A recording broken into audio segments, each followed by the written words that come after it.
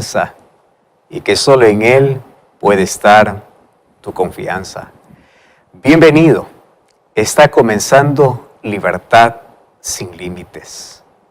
Y me alegra de verdad, estoy tan feliz de que tú puedas estar allí del otro lado de esta pantalla, viendo este programa a través de la TV Nuevo Tiempo, viendo este programa a través de YouTube, viendo este programa a través de Facebook, o también sintonizando el programa a través de Radio Nuevo Tiempo. Cuánta alegría me da poder saludarte, como siempre, en este momento especial, para poder abrir la palabra de Dios, para poder encontrar esperanza para nuestra vida, para poder encontrar fortaleza para nuestro corazón. Y estamos aquí, una vez más, para poder disfrutar de aquellas promesas extraordinarias, lindas, que tiene Dios para nuestra vida a través de su palabra. ¿Tú sabías que existe un tiempo que se llama el tiempo de gracia? Esa gracia es la oportunidad que Dios otorga al ser humano para que pueda arrepentirse. Tú sabes que no toda la vida alguien va a suplicarte para que te arrepientas. Y tú sabes que quien es el que suplica para llevarte al arrepentimiento no es un pastor, no es un predicador, no es un líder, es el Espíritu Santo. Pero un día el Espíritu Santo se retirará de la tierra. Y a partir de ese día no habrá más arrepentimiento. Y el destino de la humanidad habrá sido sellada para siempre. ¿Entiendes? Entonces la pregunta es, ¿cuándo llega ese día? Antes de eso tenemos que comprender qué cosa es lo que Jesús está haciendo ahora en el cielo. Y en qué momento ese tiempo de oportunidad se va a terminar. Lo que nosotros conocemos, el fin del tiempo de gracia, o cuando la puerta se cierra. Dios ilustró el plan de salvación para su pueblo a través del santuario. Por eso estudiar el tema del santuario es importantísimo. Ahora mira, en el santuario habían muebles, habían ceremonias, y todo lo que había allí mostraba de manera clara cómo Dios salva al ser humano. Entonces, el santuario mostraba, en primer lugar, el sacrificio sustitutivo de Jesús. ¿Qué significa eso? Jesús tomó nuestro lugar. Él murió en nuestro lugar. Él es nuestro sustituto. ¿Y qué cosa se hacía para poder entender? Todos los días se sacrificaban corderos. Todas las mañanas y las tardes. Entonces, esos corderos representaban a la muerte de Jesús, que vino en nuestro lugar. Entonces, cuando Juan vio a Jesús, dijo, he aquí el Cordero de Dios que quita el pecado del mundo. Por eso es que cuando Jesús murió en la cruz, ya no necesitamos más realizar sacrificios, porque todo el sistema de ceremonias y de sacrificios apuntaba para la cruz. Y hay muchos que por allí tienen un problema en confundir la ley ceremonial con la ley moral, con la ley que Dios escribió, pero ese es otro asunto. Entonces la ley ceremonial que apuntaba al sacrificio de Jesús acabó en la cruz. Ese sistema ceremonial era una sombra de lo que iba a suceder. Entonces cuando la sombra se encontró con la realidad, pues tuvo su cumplimiento. Y a partir de allí, no necesitamos más de un sistema ceremonial, porque el verdadero Cordero, que es Jesús, murió en una cruz. Lo segundo que mostraba el santuario era la mediación sacerdotal de Cristo en el cielo. Eso es lo que hoy vamos a hablar. Y lo tercero que mostraba el santuario era el juicio final, que eso hablaremos en otro programa.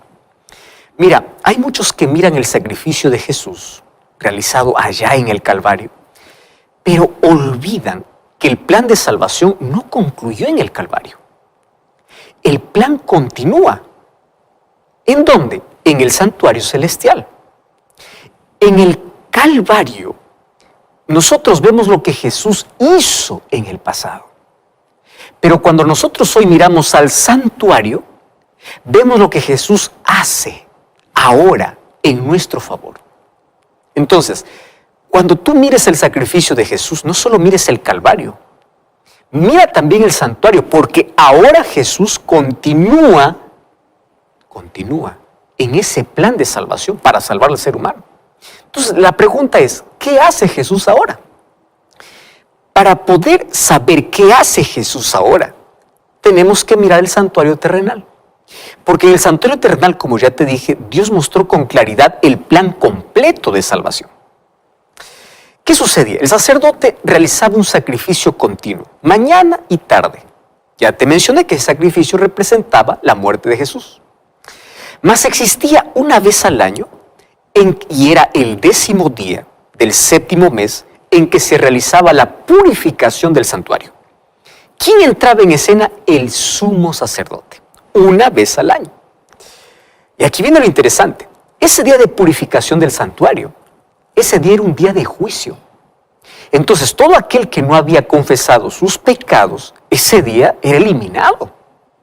¿Entiendes la idea de juicio de lo que sucedía allí? Ahora, ¿cómo se cumple esto en el ministerio de Cristo? Mira lo que sucede. Cuando Cristo murió, allá en Jerusalén, allá en el Calvario, después de su muerte en el año 31, Jesús va al cielo. ¿Y a dónde entra? Pues entra al santuario. Porque el santuario que construyó Moisés era una réplica, era una figura pequeña de lo real que existe el santuario en el cielo. Mira lo que dice la Biblia, Hebreos capítulo 8, versículo 1 y versículo 2. Mira, la Biblia está diciendo esto. Ahora bien, el punto principal de lo que venimos diciendo es que tenemos tal sumo sacerdote, el cual se sentó a la diestra del trono de majestad en los cielos, ministro del santuario de aquel verdadero que levantó el Señor y no el hombre. O sea, Moisés levantó un santuario por orden de Dios, pero Jesús entró ¿a dónde? Al santuario que fue levantado por Dios. Interesante. Entonces Jesús va y entra al santuario. Y cuando Jesús entra al santuario, Él comienza su labor de intercesión. Mas Él no necesitaba presentar sacrificios como los sacerdotes terrenales. Mas ¿de qué manera hacía su trabajo sacerdotal? Allí en el santuario, Él comenzó a aplicar su sacrificio realizado a favor de aquellos que lo aceptan como su Salvador. Eso en la Biblia se llama justificación. Entonces, por eso tú vas a entender que aunque Jesús murió por toda la humanidad, no todos se van a salvar. ¿Por qué? Solamente se van a salvar aquellos que aceptan el sacrificio de Cristo. Y Cristo intercede por ellos en el cielo y aplica su sacrificio realizado en el Calvario a favor de aquel que se arrepiente y lo reconoce como su Salvador. Ese es su trabajo sacerdotal. Por eso es que el apóstol Pablo en 1 Timoteo capítulo 2, versículo 5 dice así: porque hay un solo Dios y un solo mediador entre Dios y los hombres, Jesucristo hombre. ¿Estás entendiendo lo que dice Pablo? ¿Quién es el intercesor? No es María, no es Pablo, no es un apóstol, no es la madre de Jesús.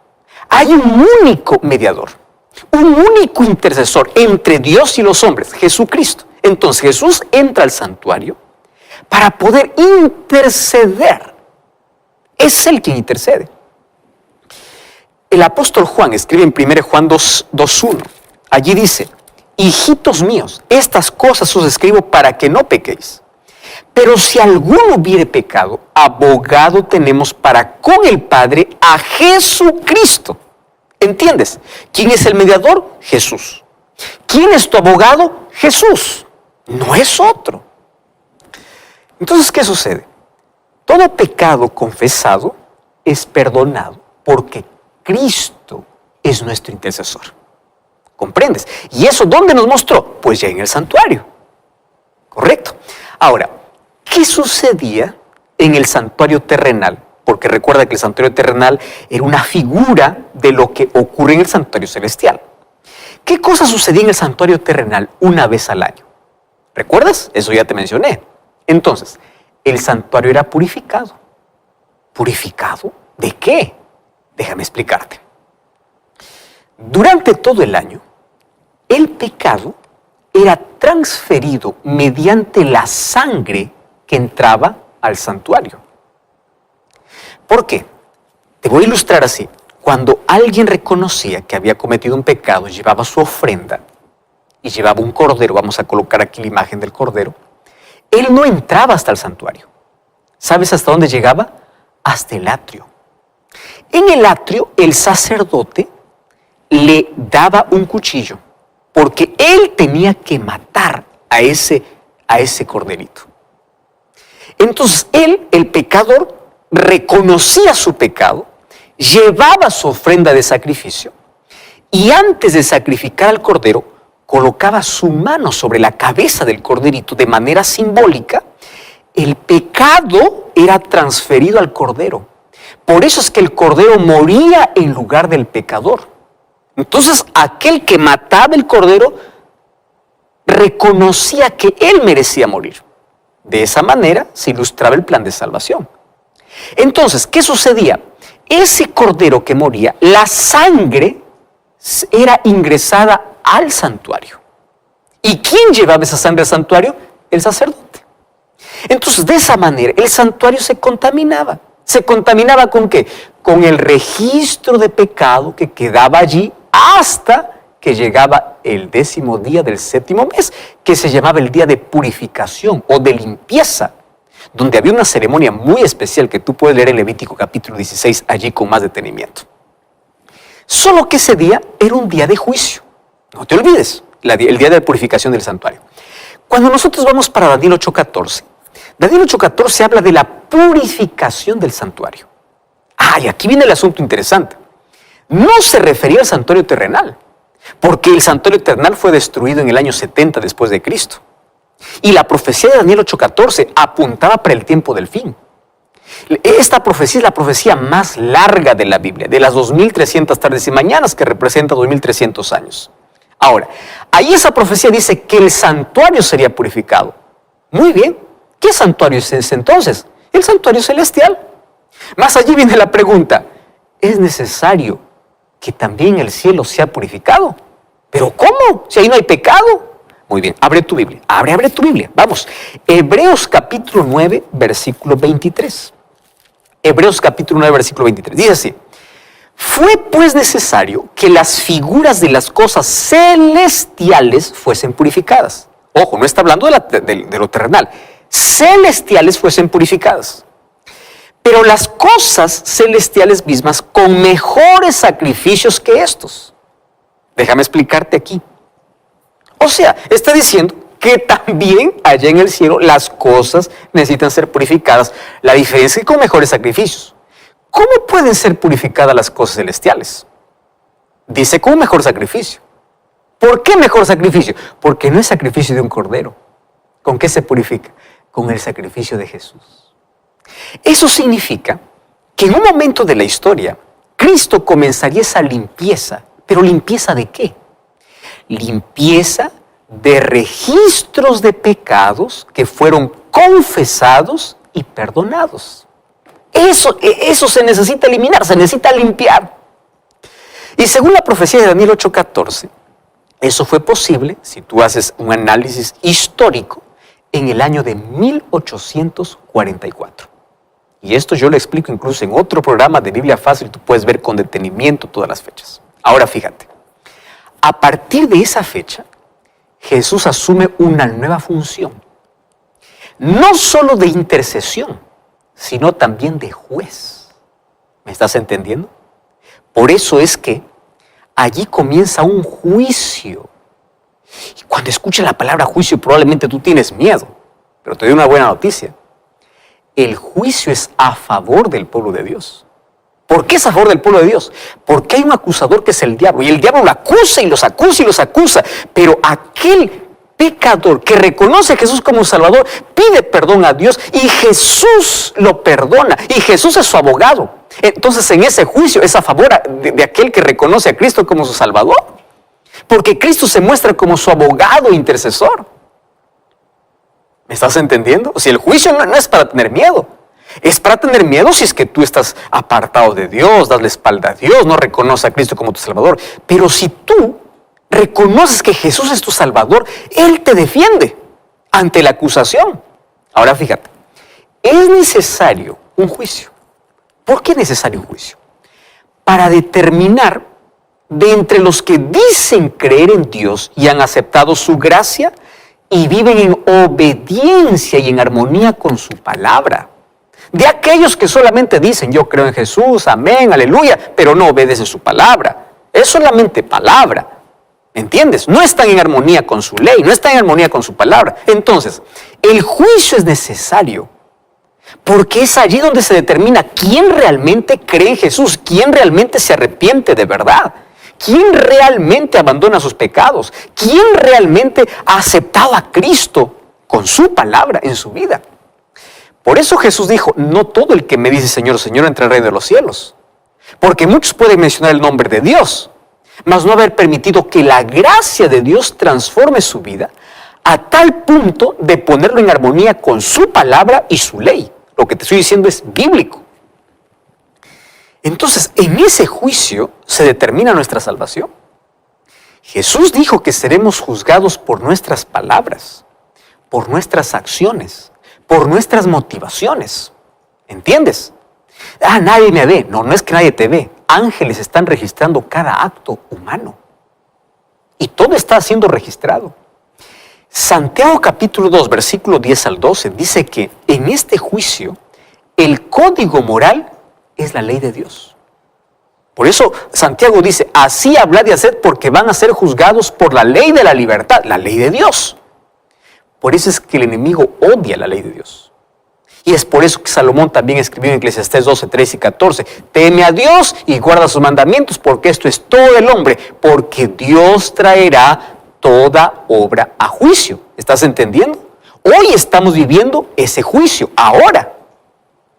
¿No me crees? Abre tu Biblia.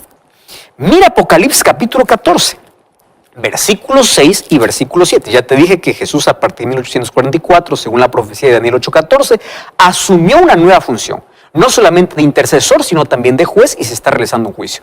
Mira Apocalipsis capítulo 14, versículo 6. Vi volar por en medio del cielo otro ángel que tenía el evangelio eterno para predicarlo a todos los moradores de la tierra, nación, tribu, lengua y pueblo. Apocalipsis está hablando para el tiempo del fin.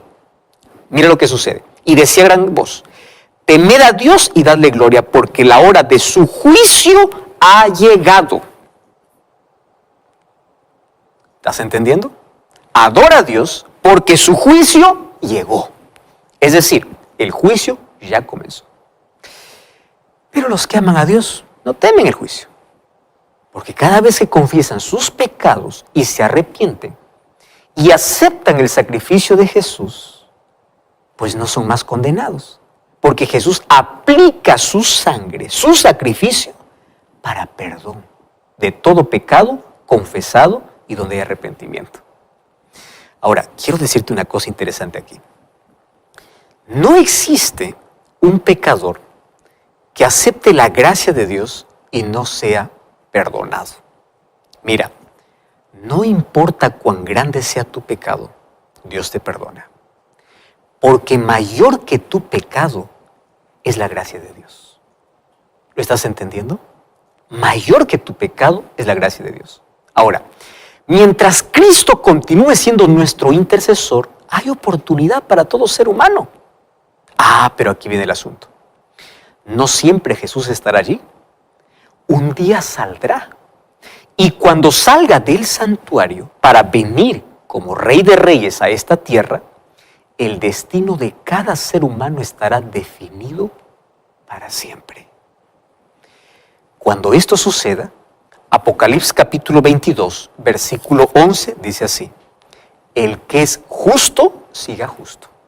El injusto continúa así. Es decir, no hay más oportunidad de salvación, porque no habrá más intercesor. La gracia en el cielo habrá terminado. Cuando el juicio concluye en el cielo, Jesús vendrá aquí a la tierra para dar a cada uno conforme a sus obras. Eso es lo que dice Apocalipsis 22:2. He aquí yo vengo pronto para recompensar a cada uno. Es decir, antes que Jesús vuelva, Tiene que haber un juicio en el cielo, porque allí se determina la recompensa de cada ser humano en base a las decisiones que tomó, a las oportunidades que desperdició, a la gracia que aceptó o rechazó. ¿Y sabes qué cosa? No sabemos cuándo Jesús saldrá del santuario. No sabemos cuándo termina la gracia para la humanidad. Pero mientras el Evangelio siga siendo predicado, mientras el Espíritu Santo continúe trabajando en la mente del ser humano, es porque aún existe gracia. Mas llegará un día en que no habrá más oportunidad. Nadie más te suplicará. Por eso la Biblia es clara al decir en Hebreos 3:15, si oyeres hoy su voz, no endurezcáis vuestros corazones. En otras palabras, no juegues con las oportunidades que Dios te da. No postergues la oportunidad de salvación porque es peligroso. Tú no sabes cuándo se acaba la gracia. Tú no sabes cuándo es tu última invitación. Tú no sabes cuándo es tu último día. No juegues. Un día la puerta se cerrará.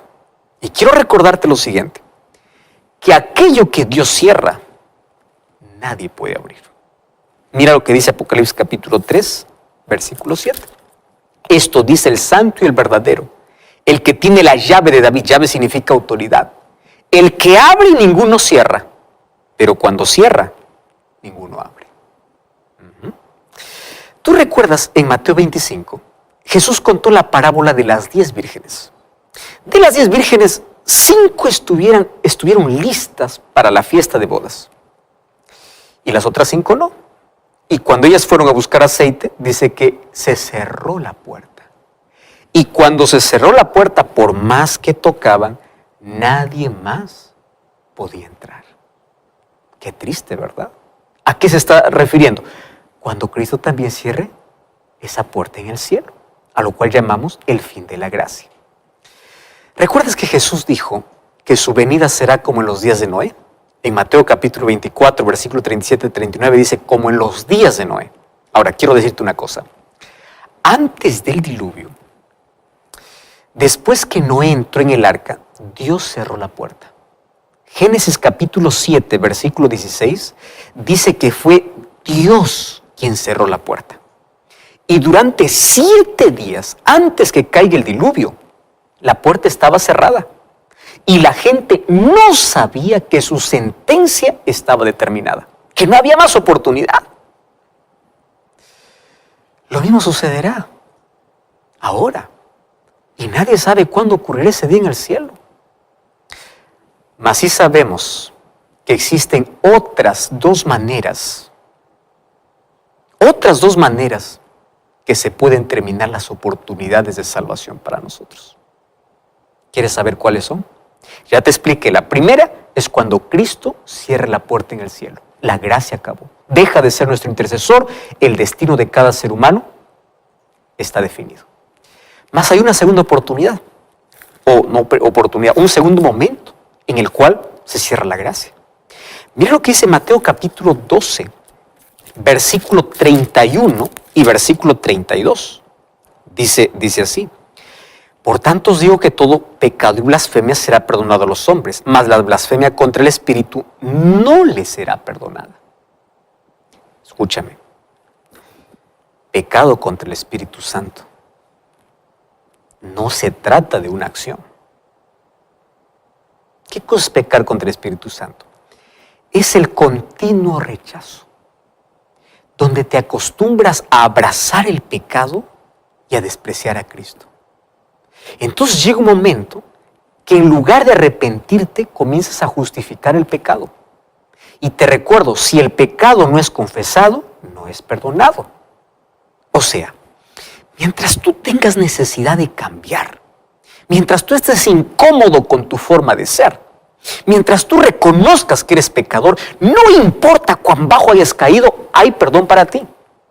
El problema está cuando tú te acostumbras y te aferras tanto al pecado y el Espíritu Santo continúa trabajando en tu vida, continúa llamando, pero tú no lo escuchas. Y cada vez te vas a volver sordo espiritual, hasta perder la sensibilidad espiritual a tal punto que no tienes más necesidad de perdón y arrepentimiento. Ya no quieres arrepentirte. Entonces, Si no hay arrepentimiento, no hay confesión. Si no hay confesión, no hay perdón. Y si no hay perdón, no hay salvación. Hay muchas personas que dicen, pastor, ¿será que yo ya pequé contra el Espíritu Santo? Ya maldije la Biblia, ya hice tantas cosas equivocadas, ya cometí un asesinato, ya cometí un aborto, ya hice tanta maldad. Usted no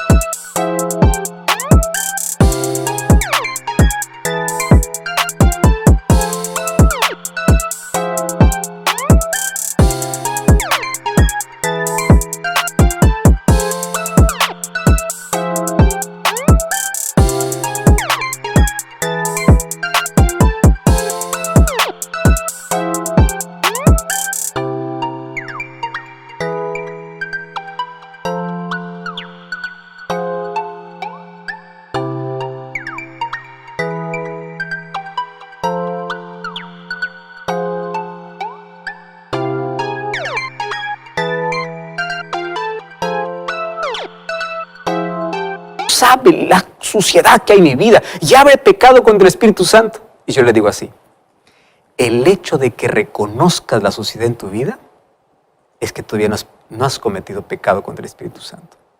Porque el Espíritu Santo todavía puede trabajar en ti para que tú reconozcas que eres un pecador. Ahora, hoy existe arrepentimiento, ¿correcto? Porque el Espíritu Santo actúa. Mas un día, el Espíritu Santo será silenciado y no hablará más a tu corazón. Y cuando eso suceda, el ser humano queda bajo el control completo del diablo. Qué triste, ¿verdad?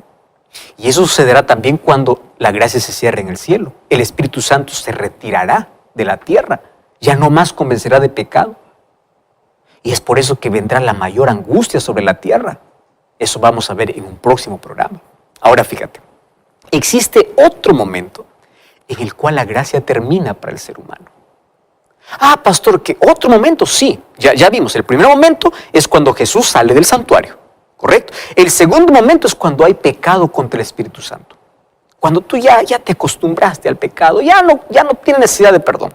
Ya no quieres ni siquiera confesar tu pecado. Entonces, si no tienes necesidad de perdón, ya pues no hay perdón para ti, porque tú no necesitas ser perdonado. Pero hay otro momento. ¿Y sabes cuándo sucede eso? Cuando llega la muerte. Ahora, todos sabemos que vamos a morir. Todos. Pero nadie sabe cuándo. ¿Verdad? Y yo quiero decirte esto con mucho amor. Mientras tengas vida y exista gracia en el cielo, Dios seguirá llamándote para que aceptes su gracia.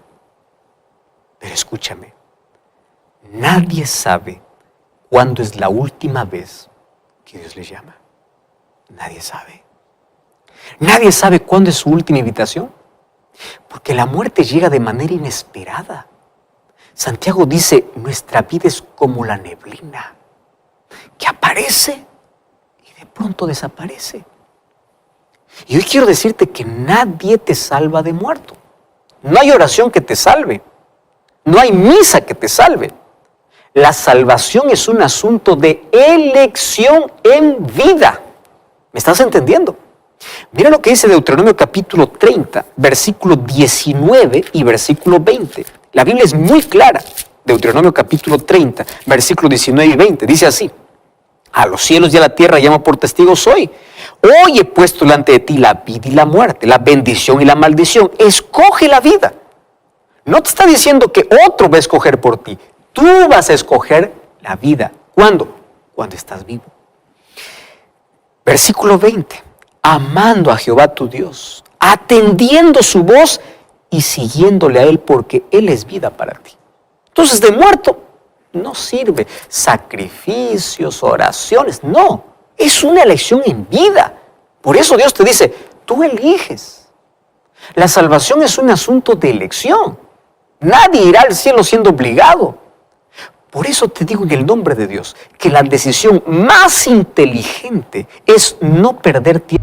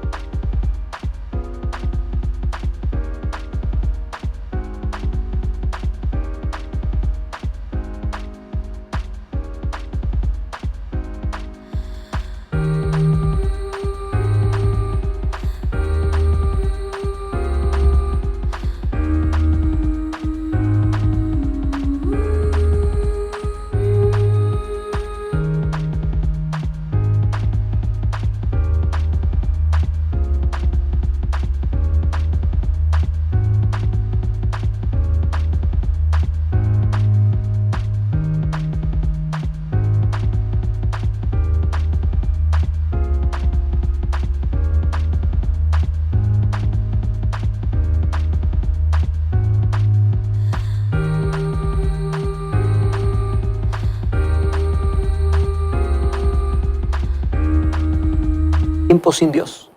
La decisión más inteligente es usar nuestra libertad para vivir con Dios. La decisión más inteligente es elegir la vida, que es Cristo. El mejor uso de tu inteligencia es elegir a Cristo ahora. ¿Por qué? Porque todavía existe gracia. Y a mí me encanta mucho la invitación que hace el libro de Hebreos capítulo 4, versículo 16. Y es una invitación para todos. Allí dice así: acerquémonos pues confiadamente al trono de la gracia para alcanzar misericordia y hallar gracia. ¿Sabes por qué dice acerquémonos confiadamente al trono de la gracia? Porque allí está Jesús todavía. Él es nuestro intercesor. Y cuando vamos para Hebreos capítulo